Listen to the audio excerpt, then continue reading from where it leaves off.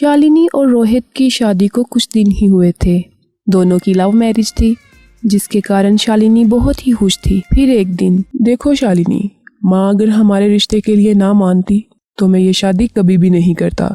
तुम इसी बात से अंदाजा लगा सकती हो कि मैं अपनी माँ से कितनी मोहब्बत करता हूँ और उनको कभी भी दुखी नहीं देख सकता। मैं तुम्हें ये सब इसलिए बता रहा हूँ कि ताकि तुम भी उनका ख्याल रखो और उनका कभी दिल मत दुखाओ। रोहित की ये बात सुनकर शालिनी उस वक्त तो कुछ नहीं कहती, मगर वो अपनी सास को नापसंद करने लगी थी, क्योंकि शालिनी रोहित के साथ अकेले में टाइम स्पेंड करना चाहती थी।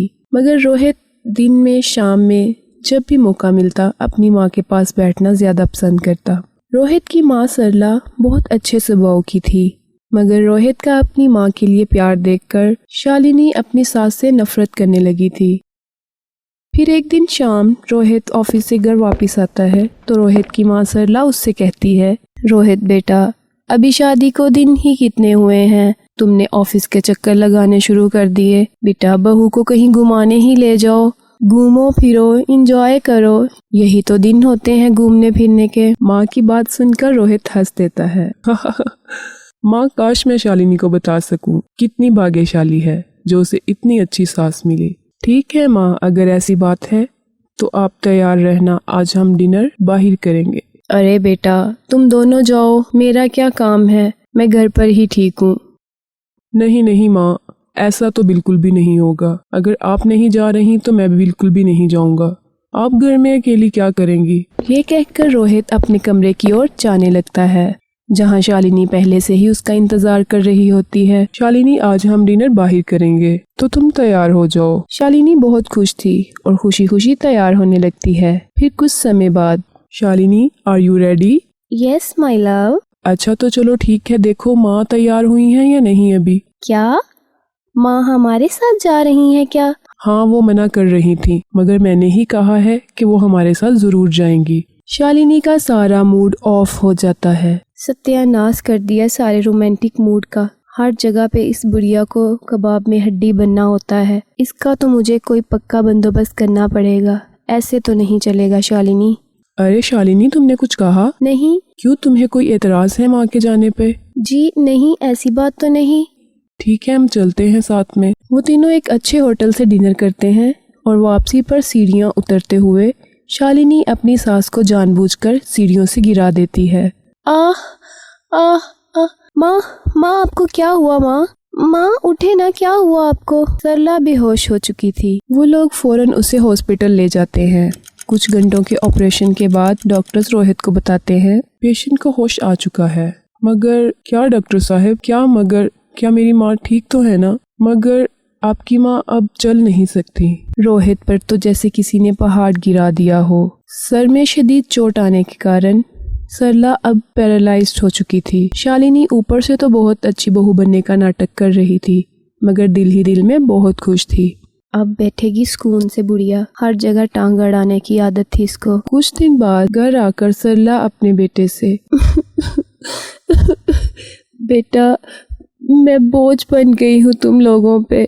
मैं तो सोच भी नहीं सकती थी कि ऐसा कुछ हो जाएगा। अरे माँ, कैसी बातें करती हो?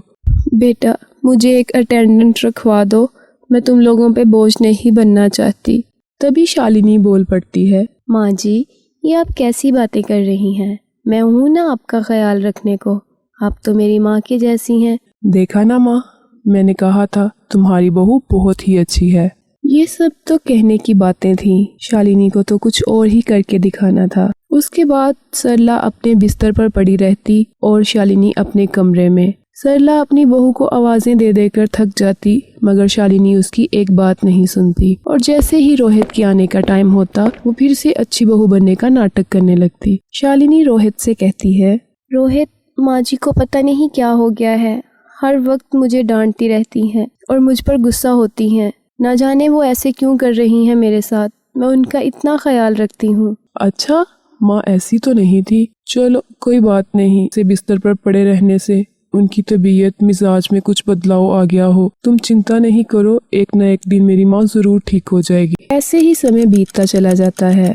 फिर एक दिन सरला रोहित से, रोहित बेटा, मुझे एक अटेंडेंट रखवा दो, मैं सारा दिन बहू को आवाजें देती रहती हूँ, मगर बहू मेरी एक नहीं सुनती। तभी शालिनी बोल पड़ती है, माँ जी आप कैसी बातें कर रही हैं? मैं सारा दिन आपका ख्याल रखती हूँ। अगर कभी आवाज़ नहीं सुनती तो इसका मतलब ये नहीं आप मेरी शिकायत करो। चुप कर जा कलमुही, पति के आते ही मीठी छुरी बन गई हो। रोहित बेटा ये झूठ बोल रही है, तुम मुझे बस एक अटेंडेंट रखवा दो। रोहित समझ ही नहीं पा रहा था कि वो बीवी पे विश्वास करे या माँ पे। कुछ दिन ऐसे ही चलता रहा। फिर एक दिन, शालिनी बेटा मेरी चेयर मेरे पास कर दो, मुझे वॉशरूम जाना है। शालिनी कमरे में ही मौजूद थी मगर कोई जवाब नहीं देती। आखिर तुम किस बात का बदला ले रही हो मुझसे? मैंने तुम्हारा क्या बिगाड़ा है? तभी शालिनी बोल पड़ती है, हाँ तो और लगाए मेरी शिकायतें। अच्छा अटेंडेंट रखवा के दें आपको? तो मेरे पति की तनख्वाह कितनी है? सारी तनख्वाह तो आपकी दवाइयों और अटेंडेंट की फीस में गुजर जाएगी। दूसरी ओर ये सारा मंजर रोहित अपने ऑफिस में बैठा कैमरे की सहायता से देख रहा होता है, जिसे वो सच्चाई जानने के लिए खुद कमरे में लगा कर गया होता है। वो उसी वक्त घर आता है और वो रिकॉर्डेड वीडियो शालिनी को दिखाता है। मेरा ख्याल है कि इस वीडियो देखने के बाद मुझे कोई भी वजाहत देने की जरूरत नहीं पड़ेगी, इसलिए बेहतर होगा कि आइंदा मुझे अपनी शक्ल मत दिखाना। निकल जाओ मेरे घर से और कभी पलट कर मेरी जिंदगी में मत आना। उसके बाद शालिनी दरबदर की ठोकरें खाती फिरती है और रोहित खुद अपनी माँ का ख्याल रखता है। कुछ माह बाद ही सरला अपने पाँव पर चलने लगती है और माँ बेटा पहले की तरह हंसी खुशी रहने लगते हैं।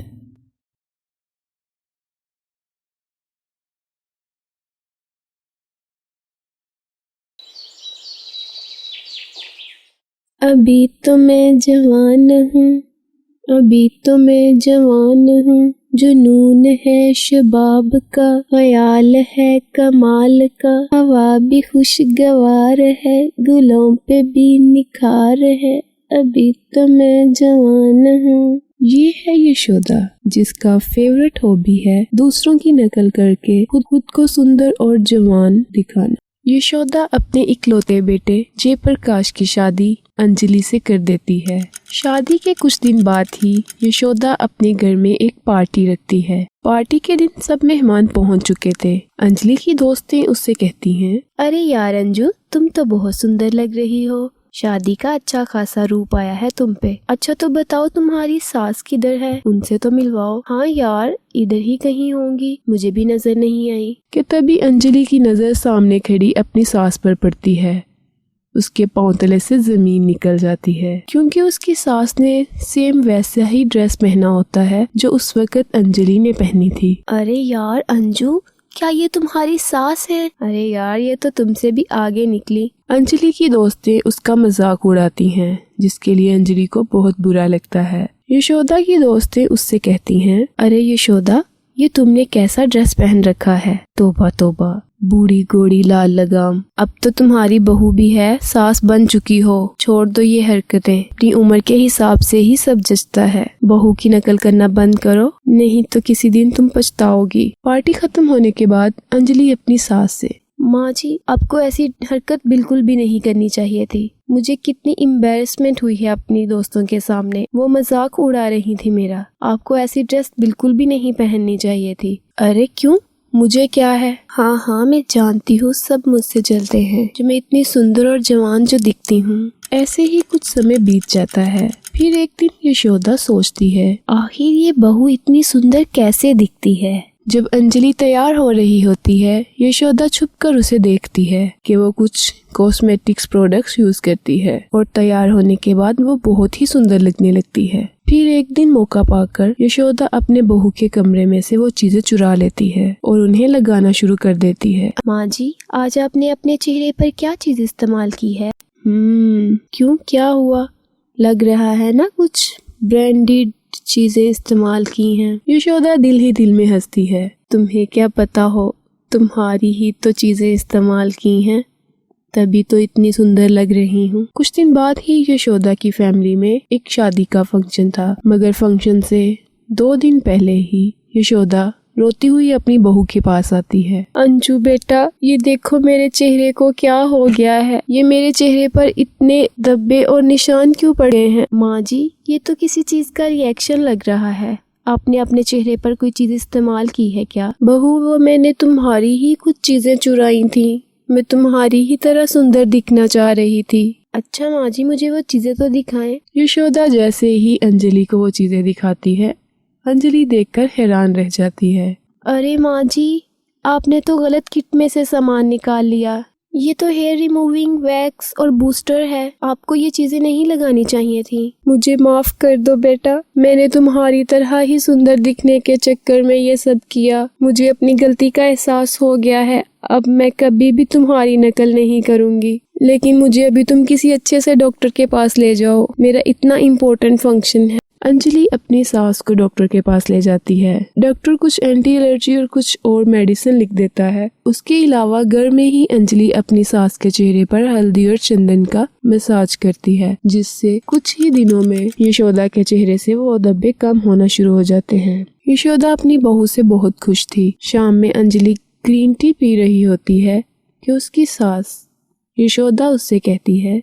अंजू बहू, मुझे एक कप चाय दे दो। मैं तुम्हारी इस कड़वी चाय में तो बिल्कुल भी नकल नहीं करूंगी। अच्छा माँ जी, इसका मतलब आप इसमें नकल कर चुकी हैं, तभी तो आपको पता है कि ये कड़वी और टेस्टलेस है आपके लिए। दोनों सास बहू हंस देती हैं।